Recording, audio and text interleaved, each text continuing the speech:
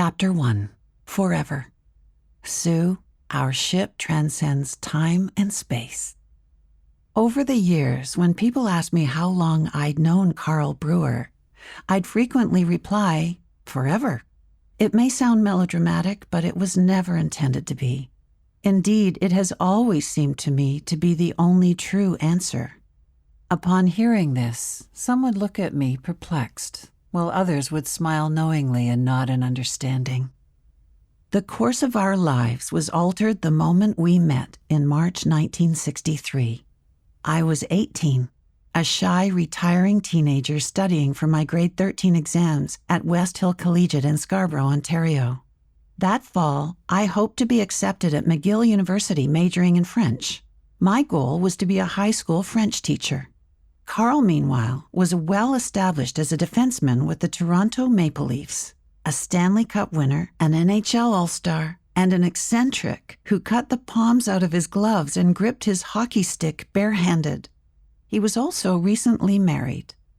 My father, Newton Foster, was employed as an industrial engineer at Johns Manville, an asbestos insulation factory at Port Union Road and Lawrence Avenue in Scarborough. The man who ran food services at Johns Manville also operated the coffee shop at Maple Leaf Gardens. He'd arranged for the Leaf team to tour the factory and have dinner. I'd heard my dad mention the event, but never expected to be a part of it. When he came home one evening and told my sister and me that we'd be meeting the Leafs, I was delighted. It was a welcome and exciting break from my studies. I grabbed a notepad for autographs, and off we went. We arrived just as the dinner was winding up. I'd no sooner entered the dining area that evening than Cam Granger, a colleague of my father's and a close family friend who was hosting the event, approached me and said, "Come with me, there's someone I want you to meet." Cam had always been special to me. A French-Canadian from St. Boniface, Manitoba, he had taught me French songs as a youngster and encouraged my efforts to learn the language. He enthusiastically supported my plans to study at McGill and teach French. Cam ushered me past the long tables where the players sat, laughing and chatting with my father's peers, to where Carl Brewer was sitting, alone, finishing his meal. Cam introduced us. Carl immediately stood up, and we were standing face to face. At that instant, before a word was spoken, we both felt an extraordinarily powerful connection and attraction for one another. Soul recognition is the only way I can describe it. We both had a deep sense of knowing one another and felt comfortable and relaxed in each other's presence. We stood smiling and gazing at each other for several moments. I sensed at once his gentle nature and was charmed by his warm and welcoming expression.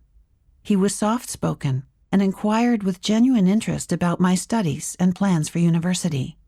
That peaceful, strong sense of ageless connection never left us. We both just knew, even then, that our lives were somehow inextricably intertwined. When I was introduced to Carl that March day, I knew nothing more about him than that he played defense for the Toronto Maple Leafs. As in so many homes of the day, our family followed hockey, the national pastime, with keen interest.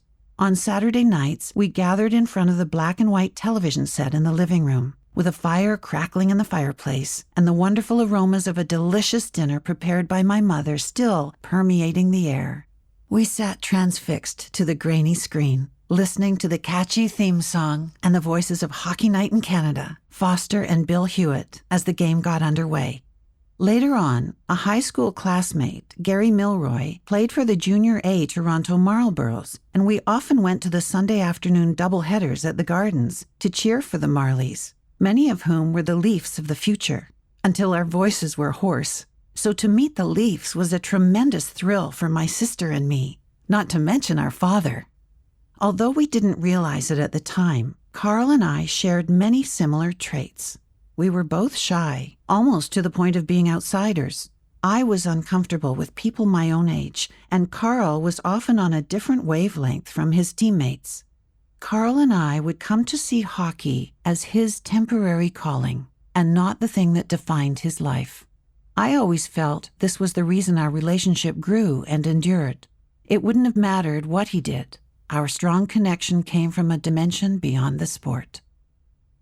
The Toronto Maple Leafs won the Stanley Cup that spring. In the final minutes of the final game, Carl broke his arm badly. That summer, I got a note from Carl, and he signed a copy of the photograph that had been taken of us the moment we met. However, we never needed that picture to remember the moment. In the autumn of 1963, I enrolled at McGill University in Montreal. One evening, early in the academic year, I walked over to the Sheraton Mount Royal Hotel to purchase a Toronto newspaper. To my surprise, I noticed several of the Leafs wandering about the lobby. I hadn't known that the Mount Royal was the Leafs' home when they were in Montreal.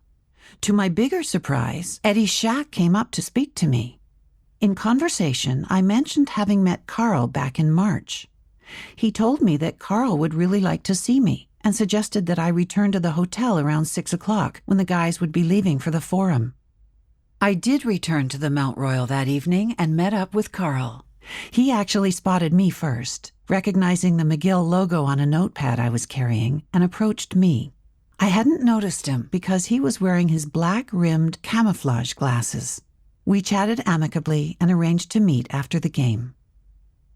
During the years that I was at McGill and Carl was with the Leafs, we had an understanding. We'd meet in the hotel lobby at 6. Sometimes he'd have a ticket for me for the game, or, if we missed one another, meet at Ben's Deli after the game.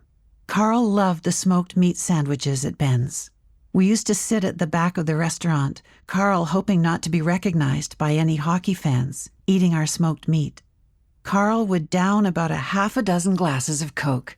In the 1960s, a glass of Coke was the size of a small juice glass and cost a dime. The smoked meat sandwiches cost 35 cents. Afterwards, we'd walk. Sometimes, Carl would walk me back to the university residence, Royal Victoria College, on Sherbrooke Street. Or if time was tight, I'd walk with him to Central Station, where the Leafs would catch the midnight train back to Toronto. One night, when we were saying goodbye at the station, Frank Mahovlich walked by and called over, "Hello, Susan." Carl was befuddled, and he asked me, "How does Frank know your name?" I had no idea. We had never been introduced. Our frequent visits to Ben's didn't go unnoticed by the waiters. Whenever I went there with friends from McGill for coffee or a late-night snack, it wasn't unusual for one of the waiters to crack to me, "Where's your boyfriend?" or "How's your boyfriend?" Our visits were important for Carl. Most importantly, he had someone to talk to, someone with whom he felt incredibly close, to unburden his soul and release a little of his incessant intensity. He talked to me about the dynamics of the dressing room that night, tell me who had played well and who hadn't. He talked a great deal about Leafs coach Punch Imlach and his demeaning attitude towards the players. It angered and upset him terribly. He would talk to me about a lot of things that he contemplated constantly. His life's work, his frustrations with hockey, and his desire to teach. He spoke a great deal about his religion, Catholicism. I realized early on how important his religion and his faith were to him, and how much they dominated his life. I learned that, as a child, Carl had attended Mass every morning before going to school, and that he had been an altar boy. In a letter home to my parents, I wrote, "Carl asked me to meet him after the game for something to eat, but when he showed up late, because Punch had called a team meeting, he said he was too uptight to eat and preferred to go for a walk. He looked like a prize fighter. One bloodshot eye, one black eye, a big stitched gash on his face, and a finger absolutely green and yellow from stopping a shot. I think he's trying to convert me to Catholicism. It was all he talked about." Carl was always keenly interested in my studies at McGill, my experiences living in Montreal, and my plans to teach high school French. He thought that was the most admirable career decision.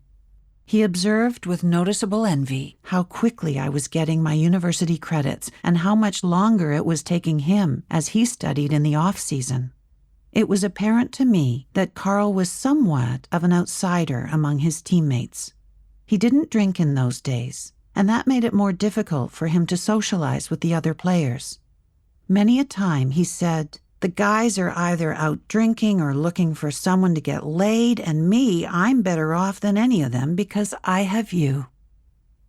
One of the first friends I made at McGill was a physiotherapy student from Port Hope, Ontario, Lynn Roberts.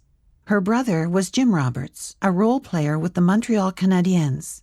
Lynn and I became close friends, and we frequently attended the Habs games together with tickets provided by Jimmy. I can remember the first time I watched Gordie Howe, known as Mr. Hockey, on the ice, live instead of on television. I could see so much more from my seat in the Forum than on TV. How much space he got on the ice, and how much of his dirty play and elbowing the refs ignored. The kid glove treatment Gordie seemed to get drove Lynn right up the wall. Of course, it was always amazing to watch the Canadiens as well. Henri Richard, the Pocket Rocket, Jean Beliveau, Dickie Moore, Claude Provost, Terry Harper, Jim Roberts, Ralph Backstrom, and Charlie Hodge or Gump Worsley in goal. However, because I was a Leafs fan, Jim Roberts refused to give me any of his tickets for the Toronto games, so I went only if Carl was able to secure one for me. Because I was acquainted with several of the Marlboroughs, I also went to many of the Junior Canadiens games at the Forum. The Marlies won the Memorial Cup in the spring of 1964 with such future Leaf stars on their roster as Peter Stemkowski, Ron Ellis, Britt Selby, and Jim McKenney.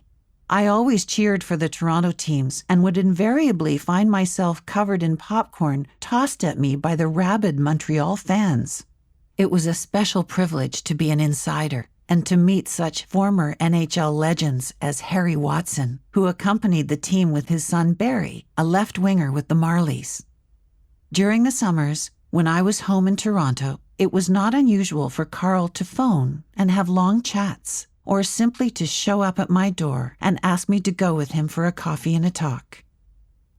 My involvement with Carl during my university days, I learned much later, was troublesome to some of my friends.